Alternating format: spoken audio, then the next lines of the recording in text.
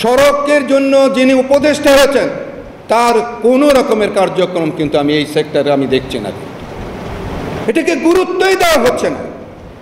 এই মানুষগুলো যে সড়কে মারা যাচ্ছে আমি বুঝি, আপনারা দেখেছেন নিশ্চয়ই, আমার এই কান্না দেখে আপনাদের চোখে পানি এসেছে।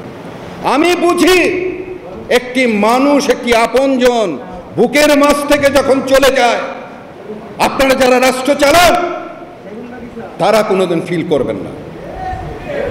আনোয়ার হোসেন মঞ্জু যখন ছিলেন, সড়ক মন্ত্রী যখন ছিলেন, তখন আমি বলেছিলাম আপনার স্ত্রী যদি মারা যেত তাহলে আপনি বুঝতেন।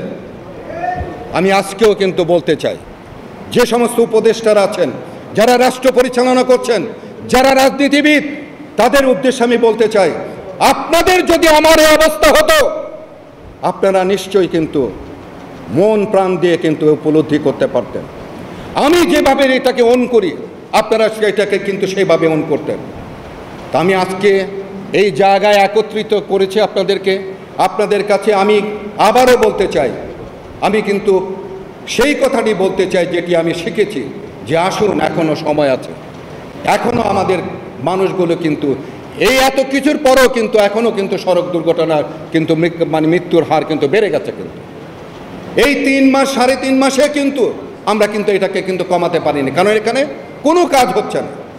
যেভাবে কাজ করা দরকার ছিল সেভাবে কাজ হচ্ছে না, সেই নিয়ম এখানে পালিত হচ্ছে না। তা আমি আজকে আপনাদের কাছে চাই, আন্তরিকতার সঙ্গে চাই, শুধু মুখে এখানে কথা বলে যাবেন না, অন্তর থেকে বলতে হবে। লেবুর সুঘ্রাণ আরো বেশি, ত্বকের যত্ন আরো বেশি, চলে আরো বেশি। আপনার পকেটে কি বিদেশি না বাংলাদেশি? অন্তর থেকে বলবেন, অন্তর থেকে কাজ করবেন, দেশের জন্য, দেশের মানুষের জন্য, ইলিয়াস কাঞ্চনের জন্য নয়। আমি আমার জন্য চাই না, আমি চাই এই সড়কের মানুষের মৃত্যুর হাত থেকে, পঙ্গুত্বের হাত থেকে মানুষগুলোকে আমি বাঁচাতে চাই। আপনারা সহযোগী হন আমার, আপনারা একত্রিত হন। যে লাস্টে যেটি দেখানো হয়েছিল, যে হাতগুলোকে একত্রিত করুন, এটাকে শক্তিশালী করুন।